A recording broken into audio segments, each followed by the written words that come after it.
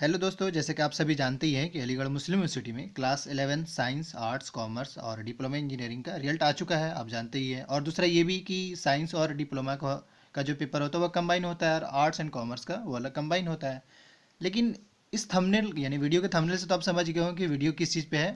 ध्यान रहे, video and तक देखिए, सारी चीज़ बड़ा क्लियर वे में आपको समझ में आएगा। और अगर आप पैनिक हो रहे हैं, अभी भी डर रहे हैं या अभी भी अगर प्रॉब्लम है, तो इस वीडियो को देखने के बाद आपका सोल्यूशन निकलेगा श्योर।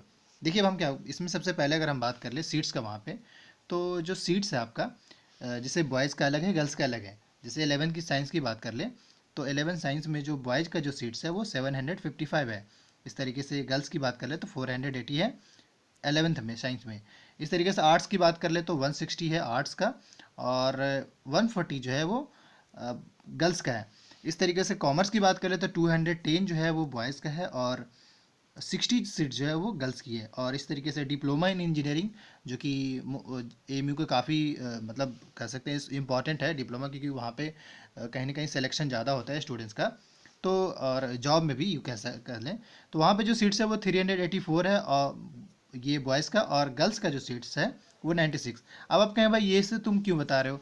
देखो, इससे बताने का ये है कि इससे आपको ये पता चल पाएगा कि इस बार यानी कि अभी जो कट ऑफ जो निकला है वो कितना गया है, और ये कि कितने जो वेटिंग लिस्ट है वो क्लियर हो पाएंगे। इससे ये बड़ा क्लियर पता चल जाएगा, क्योंकि जितना ही ज़्यादा सीट्स होते हैं ना, वेटिंग उतना ही ज़्यादा क्लियर होता है, ये ध्यान रखना है।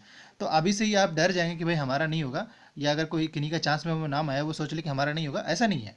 समझ में आ रहा है। तो अब इसके बाद हम आपको बताने वाले हैं अभी जस्ट कट ऑफ के बारे में। उसके बाद फिर आगे का कुछ और इंपॉर्टेंट चीज़ भी बताएंगे।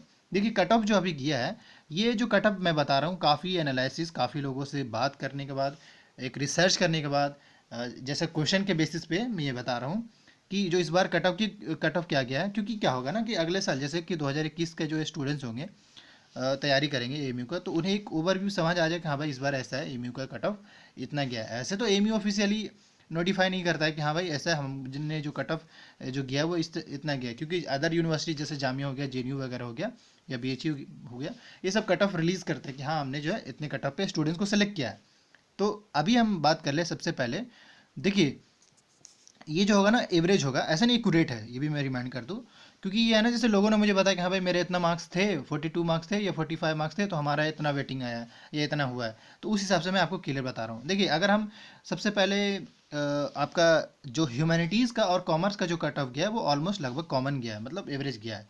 वो जो कट ऑफ गया है 40 से लेकर के 65 के बीच में जो है वो उनका गया है। मतलब इस तरीके से समझे, जैसे कि 65 से लेके 55 के आसपास में जिनका मार्क्स था, उनका रेगुलर में हुआ है, यानी कि उनका सेलेक्टेड लिस्ट में आया है। और उसके बाद का जो मार्क्स है उनका चांस मेमो में आया है। इस तरीके से समझ में आ गया। अब ये मैंने दोनों को बता दिया। इस तरीके से अगर हम साइंस और डिप्लोमा की बात कर ले एएमयू में, तो साइंस और एएमयू का जो डिप्लोमा, ये दो थोड़ा ज़्यादा डिमांडेड है। तो ऑब्वियसली जिस पेपर का डिमांड ज़्यादा होगा ना, उसका को जो कट ऑफ है ना वो हाई चला जाता है। तो उनका जो कट ऑफ का जो हमारा जो एक्सपेक्टेड है, मतलब इसमें एक्सपेक्टेड नहीं गया, मतलब बातचीत के हिसाब से है, तो उनका जो कट ऑफ गया था वो 50 से 70 के आसपास में जिनका भी मार्क्स था, उनका समझिए कि हो गया है। ठीक है। अब देखिए, बात बताइए, जिस ठीक है आपका वेटिंग है। देखिए क्या होता है ना, जिससे आप सपोज करें, आप कहेंगे भाई हमने इतना मार्क आया था, इतना सही किया, लेकिन हमारा मार्क्स कम आया। तो ये आप जानते हैं, ऐसा नहीं हमें नहीं पता है और किसी और को नहीं पता चल पाता है, ये तो आप ही जानते हैं। हो सकता है आप जो कह रहे हैं वो गलत हो और आपने कुछ और सही कर दिया हो, तो ऐसा हो सकता है। तो अब हम बात कर रहे हैं कि वेटिंग कितना क्लियर होगा। वेटिंग में एक्यूरेट बता दूंगा, इतना तो कम से कम होगा ही होगा, ये मान के चलिए। ज़्यादा नहीं कर सकते हैं। देखिए, कम का तो बता सकते हैं, ज़्यादा का तो थोड़ा मुश्किल हो जाता है ना।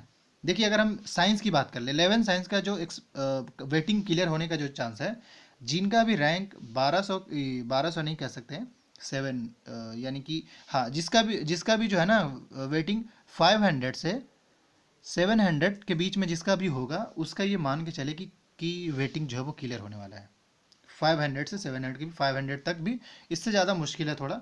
क्योंकि कहीं ना कहीं ये डिपेंड करेगा। लेकिन ये है कि एक बात और, हाँ आगे बढ़ भी सकता है, क्योंकि इस बार जो है ना ऑनलाइन हो रहा है, तो बहुत सारे स्टूडेंट्स है ना गलती कर सकते हैं। तो इस वजह से गलती जहाँ करेंगे तो एएमयू दोबारा मौका नहीं देगी। जब एएमयू दोबारा मौका नहीं देगी तो फिर ये समझिए कि एडमिशन कैंसिल।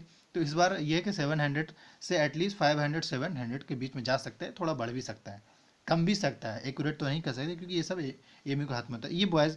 गर्ल्स की बात कर लें तो गर्ल्स का भी ये मान के चलिए कि 500 तक में जिनका है ना, उनका क्लियर होने का पूरा चांस है। इस तरीके से अगर हम आगे बात कर लें आपका, इस तरीके से अगर हम डिप्लोमा की बात करें तो डिप्लोमा में मान के चलिए कि जिनका मतलब 400 से 600 के बीच में रैंक है उसका क्लियर हो सकता है, बिल्कुल।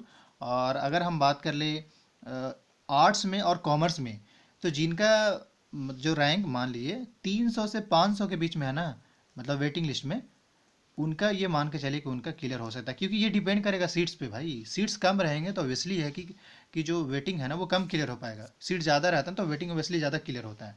तो ये तो समझ में आ गया हो कि वेटिंग कितना क्लियर होने वाला है। मैं तो एक्सपेक्ट करूँगा कि ज़्यादा ही हो, लेकिन मैंने इस बार का सिचुएशन थोड़ा अलग है। दूसरा इसका फ़ायदा हो सकता है ऑनलाइन काउंसलिंग का, क्योंकि बहुत सारे स्टूडेंट्स, ज़्यादातर स्टूडेंट्स ऐसा सोचता है कि ये गलती कर दें। तो इस वजह से आपको अपडेटेड रहना है। वैसे ही जैसे ही मौका मिले आपको एडमिशन ले लेना। हाँ भाई ऐसा है कि हमारा नाम आ गया, तुरंत लीजिए। अपडेटेड रहिएगा तो आप फ़ायदा उठा सकते हैं। ये तो हुआ आपका कहीं ना कहीं कट ऑफ का, और ये कह सकते हैं कि कितना इस बार जाएगा और कितने स्टूडेंट्स का सिलेक्शन होगा। अब कुछ इंपॉर्टेंट चीज़ ये बता दें थोड़ा। देखिए काउंसलिंग में और गाइडलाइन, ये दो इंपॉर्टेंट बताते हैं। जैसे काउंसलिंग जो है मेरे ख्याल से आज से स्टार्ट हो गया, 90 से 23 का जो है ऑनलाइन काउंसलिंग का है। ऑनलाइन काउंसलिंग के लिए जो इंपॉर्टेंट चाहिए वो थोड़ा बता दें। ऑनलाइन काउंसलिंग में अगर देखा जाए तो एटलीस्ट देखिए आपके पास फोटो जो है वो अपलोड होगा मेरे ख्याल से। फोटो होगा, एटलीस्ट साइन होगा, और साइन को अपलोड करना होगा। और अगर आप 11th में है ना तो 10th की यानी कि मार्कशीट आपको अपलोड करना होगा। और अगर कोई स्पेशल कैटेगरी है, जैसे ओबीसी है, या कह लें SC ST कैटेगरी का है, स्पेशल कैटेगरी का है, तो उनको उसको वो भी सबमिट करना होगा, तभी उनसे उस हिसाब से उनको सिलेक्शन होगा, उनके हिसाब से लिस्ट बनेगा उनका। ठीक है, मतलब एडमिशन हो पाएगा। और अगर हम इसके अलावा अगर हम डॉक्यूमेंट्स की बात करें तो मैं आपको थोड़ा एक बार और दिखा देता हूँ डायरेक्ट गाइडलाइन पे, ताकि आपको क्लियर हो जाए कि ज़्यादा डॉक्यूमेंट्स नहीं मांगा जा रहा, आप घबराइए नहीं। जब आप गाइडलाइन पढ़ेंगे तो गाइडलाइन में ये मेंशन है कि कौन कौन से डॉक्यूमेंट्स आपको अपलोड करना है। तो देखिए उसमें जो गाइडलाइन के हिसाब से, जैसे मैंने कहा है कि आपको फ़ोटो, सिग्नेचर और मार्कशीट देखा जाए तो 10th की मार्कशीट आपको अपलोड तो करना ही होगा। अगर बर्थ सर्टिफिकेट है तो वो भी कर दीजिए। और ये देखिए घबराइए नहीं कि ऐसा नहीं कि हम डॉक्यूमेंट्स अपलोड नहीं करेंगे तो नहीं हो पाएगा, ऐसा नहीं है। आप अपना मतलब ये कि कम से कम जो डॉक्यूमेंट्स रिक्वायरिंग है, जैसे मार्कशीट तो एटलीस्ट होता ही होता है, तो इसे आपको अपलोड करना होगा। ठीक है, अब फोटो जो भी है वो बता दिया हमने। अब उसके बाद देखिए, समझिए, घबराइए नहीं। ये चीज़ बड़ा बहुत सारे स्टूडेंट्स को समझ में नहीं आ रहा, मुझे क्यों पता नहीं क्या दिक्कत है उनको। देखिए क्या कहा जा रहा है, कैंडिडेट में ऑल्सो, मतलब कैंडिडेट ऑल्सो में ऑल्सो, समझ में आ रहा है, मतलब अपलोड कर सकते हैं। ऐसा है नहीं है, मैंडेटरी नहीं है। मैंडेटरी था सो मैंने बता दिया कि फोटो, सिग्नेचर, स्कूल का मार्कशीट यानी 10th की मार्कशीट आपको तो अपलोड करना ही पड़ेगा। बर्थ सर्टिफिकेट है तो भी कर सकते हैं।